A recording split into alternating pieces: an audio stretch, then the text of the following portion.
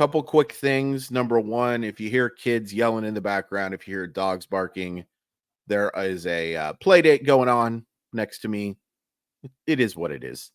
I'm not going to tell my nieces to stop so I can record my video. But apologize if that noise is distracting to you, or if you hear a dog bark or whatever, or if you think anyone's in danger. No, they're just having fun. Number two, apologize for how late this video is. Had some stuff going on last night. Everything good now. Really appreciate the support and appreciate you. And number three, we are doing a live chat tonight. It's at 7 o'clock. We will go for the majority of the game, I think. There's the dog. There's that dog, baby.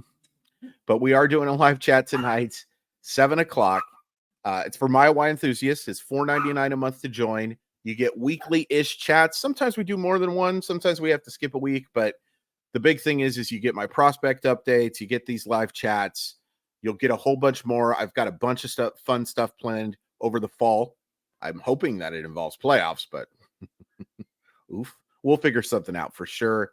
And it really helps me out. And somebody is going to win an autographed gold card of Edgar Martinez from this year's Topps Finest set, which is an awesome looking set, by the way. Topps isn't paying me anything, but they did a really nice job with this Topps Finest set.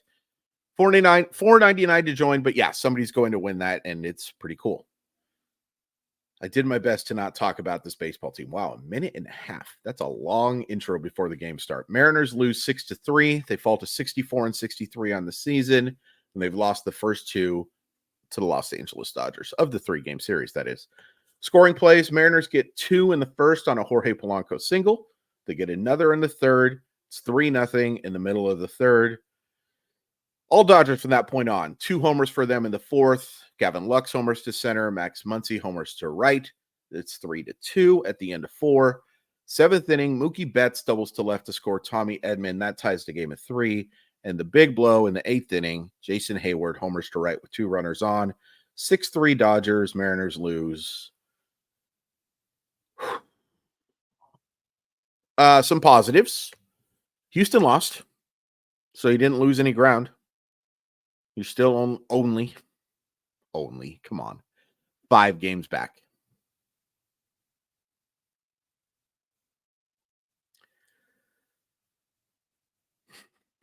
This is the positive section. Victor Robles had a nice day at the plate. He's looked a lot better as of late, which is nice to see. They need him to get going at the top of that lineup. Big Dumper, really nice day. 2 hits, 2 runs. Jorge Polanco, really nice day. 2 for 3 with the 3 RBI, draws the walk. Boy, he's looked just like what you wanted him to be for the last month and a half. The other months are what they are, but what you're getting from him right now is really nice. And I wanted to shout out Leo Rivas too. A couple of hits, getting on at 327 clip, at 250 average. Nothing super sexy about that, but he's held his own. He made a nice defensive play and then a horrible throw, but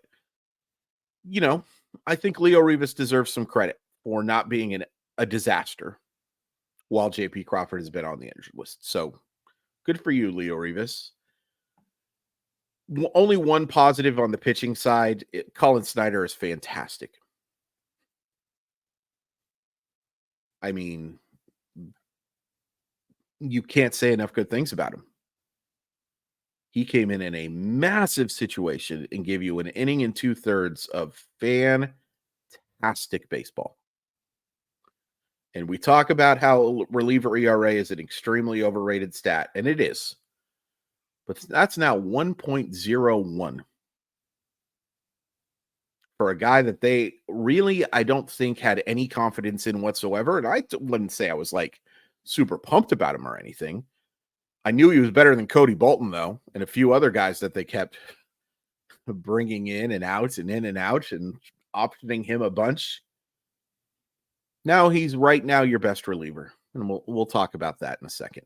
But Colin Snider, good for you. And then the only other positive I wanted to mention was, look, Mitch Haniger has given you nothing defensively all year, so I'm definitely going to call out that he made a wonderful throw to home plate to get Mookie Betts out. And we thank Mookie Betts for having hoverboard legs, of course, because if he does it, he's safe. But he wasn't, and he did. It was an awesome throw. Good for you, Mitch Haniger. You've done absolutely nothing otherwise defensively, but that was a really, really good throw. You know, it's a really good company is Simply Seattle.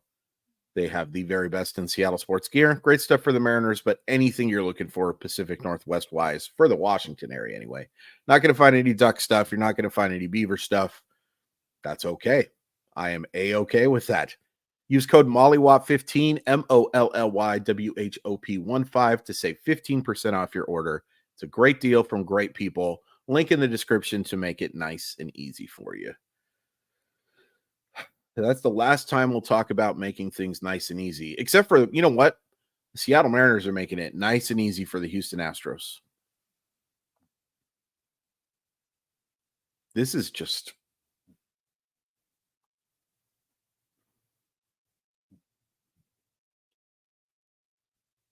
it's not good. It's not even kind of good. So Bryce Miller looked like he was going to be in the positive section for sure. And it's not like he was a massive detriment to them, but I think he was more hurter than helpful tonight because only being able to go those 4 innings when your bullpen is just ravaged. And here's the bad part. You will not have Colin Snider available today. You will not have Colin Snider and Andres Munoz, who again we will talk about, because those guys combined to throw 55 pitches tonight. So they are not going to be pitching tonight. 0 chance. But he wasn't good enough. He wasn't efficient enough. First 2 innings were fantastic. 3rd inning, you saw a little. And then the 4th inning was awful. And you need to throw 92 pitches to get through your 4 innings. It's not good enough. It's not good enough. Taylor Sassetto. He just doesn't look like the same guy.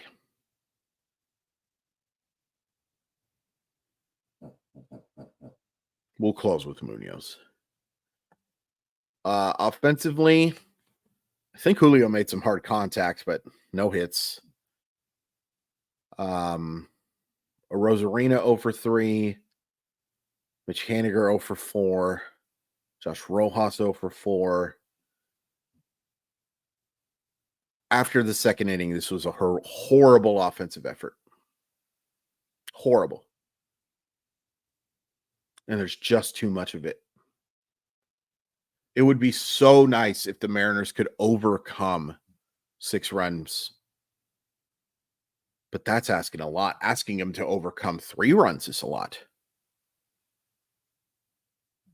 You know, outside of these just bursts, and it's almost like the bursts are just the ascension to the mean, right? Like, well, they got to score sometime, so let's just have it all happen on one day. Because you get the double-digit run effort on Sunday, and since then, and before that, your offense has been anemic. Same thing with the Mets. You know, a couple decent offensive days, you score the 12 runs, and then bam, snap back to reality. Oh, that would have been a good one for the Detroit series. I'll remember that for next time. Hopefully, there will be no next time. There's 2 Eminem references in this video.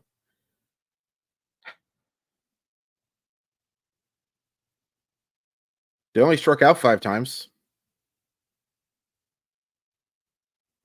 But just a bad offensive effort against, look, Walker Buehler is a former Cy Young candidate, but he is lost right now. You had a chance to have a monster game today. Only getting 3 runs against Buehler is a failure because he was terrible. 7 hits and 3 walks in his 4 innings. By the way, in the long term, I think Walker Buehler will probably be fine. It's worth pointing out that he dealt with some injury stuff. I think Walker Buehler in the end is going to be a good one, but you had him now. The current version of Walker Buehler, you should score more than 3 runs against. By the way, also looking at this box score, Shohei Ohtani, 38th stolen base. Was kind of hoping he could get to 40-40 during this series. I mean, I wanted the Mariners to win, but I don't know. 40-40 would have been really cool. He'll get there. I have a funny feeling he'll get there. The decision to put Munoz in the game in the 7th inning, and look, I was a little distracted last night, but I did see a lot of Twitter people, including some radio hosts, mentioning that they did not like that decision. They thought it was desperate. They thought it was a bad move to bring your closer in the 5th inning. And you're going to take a look at the results. And if you didn't believe the decision was right in the first place, you're going to feel vindicated. I thought it was absolutely the right decision. 100% had zero issue with bringing Munoz in. It didn't work. But that's on Andres Munoz. I don't think that's on Scott Service. For this game, anyway. And here's why I say for this game, right? And by the way, he looked terrible. He gave up hard contact in that inning. He immediately walks a couple of guys in the 8th inning. He gives up the homer to Jason Hayward, who, Jason Hayward, it's funny. My buddy Chad Moriyama was tweeting that Jason Hayward's fighting for a playoff spot. Jason Hayward would be probably the Mariners' best hitter. Just funny how that difference is, isn't it? That Jason Hayward is a guy who, the Dodgers may not have the luxury of carrying on the roster. And I'm being hyperbole a little bit with Jason Hayward being their best hitter, but very hyperbolic. Before you leave the comment, I know he's not. But it is Jason Hayward being an everyday player for the Mariners. Anyway, here's the thing about Andres Munoz. I think Andres Munoz has been overworked. And I see a pitcher who maybe by velocity doesn't look tired, but by command and by location, and I know those are similar things. They're the exact same thing, actually. By command, I think that Andres Munoz does look tired. And I think a lot of that has to do with the fact that, look, he's made 48 appearances, which is not even in the top 25 in baseball. He made 52 appearances last year, though, so he's 4 away from that number. He made 64, by the way, in his rookie year. Well, first year with Seattle. Technically wasn't a rookie year, but for all intents and purposes, yes. A lot of that has been multi-inning stuff, and it adds up. Not only because, look, we talk about how not all losses are equal. Not all pitching appearances are equal. Andres Munoz has been tasked with coming into some extremely, extremely high leverage situations for multiple outs and multiple innings. Now, look, you're going to look at it and see 48 games and 48 innings pitched. What are you talking about? Now, there were some times where Andres Munoz only got a couple outs. And there have been a lot of multi-inning asks for Munoz. For instance, he pitched, unfortunately, gives up the game-winning homer to Detroit in that series finale. Only got a third of an inning there. He's been worked really hard. And unfortunately, this was my biggest concern. I've talked about it all year. My worry was that they were asking too much of him, because as good as he is, and he's really good, he's great in my opinion, it's an awful lot to ask for anyone. For a 25-year-old who has dealt with major injuries, it's asking too much. And, I don't want to completely not blame Andres Munoz. He made some bad pitches. He got shelled in that inning, that first inning, and then gives up the walks and the long homer. It's not good enough. But I do blame a little bit Service and Dipoto and Hollander for overexerting this guy. And before you come in here and say, Chris, back in my day, they threw 115 innings and relievers. We didn't even have relievers back in my day, and we played with cardboard gloves and blah, blah, blah. Shut up. Shut up. It's different. You know it's different too. You just fear change, and that's okay. Shut up. You know, Andres Munoz has been an overwhelming success story this year. But we saw him falter late last year. And he doesn't look very good right now. And it's huge for a bullpen that just doesn't have a lot. No Santos. Jimmy Garcia has looked awful. Colin Snider's been great, but who you really trusting right now?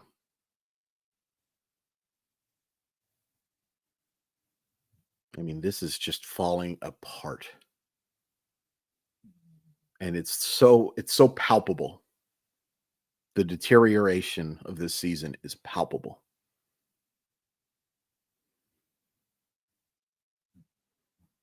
I don't know what to do. I mean, I know what to do. Keep recording these videos and hoping that there's more wins than losses. Way more wins than losses. I mean, let's look at this for a second, right? Let's take a look at these. And we're just going to do this in real time. The Astros are 68 and 57. The Mariners are 64 and 63. So that's a 5-game difference. You're 4 games back in the win column. You are 6 games back in the loss column, which is how you get to 5. So the Houston Astros have 37 games left. Let's say they go 20 and 17.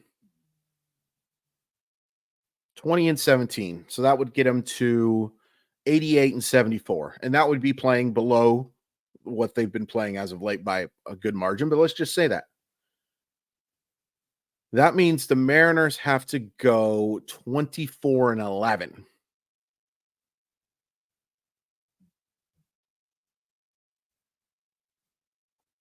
Can you really picture that? Can you really picture the Mariners going 24 and 11?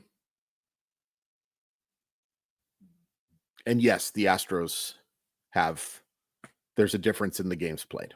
So that's why if those numbers aren't adding up to you, I know I'm right. 24 and 11.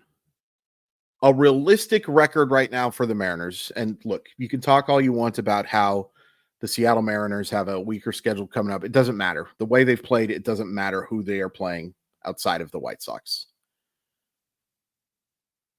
A realistic record for these final 35 games, I think, is 20 and 15. So that gets them to 84 wins. That would mean that the Houston Astros would have to go 15 and 20 or 15 and 22, I think. Something along those lines. 15 and 22. Think that's happening? And I'm just telling you right now, looking at these wild card standings, no. Not only do you have to leap the Rays and the Red Sox and the Royals, you don't have the tiebreaker against any of those teams. You could get the tiebreaker against the Rays. It's not going to come down to that, so don't worry about it. You are closer to Toronto than you are to Kansas City.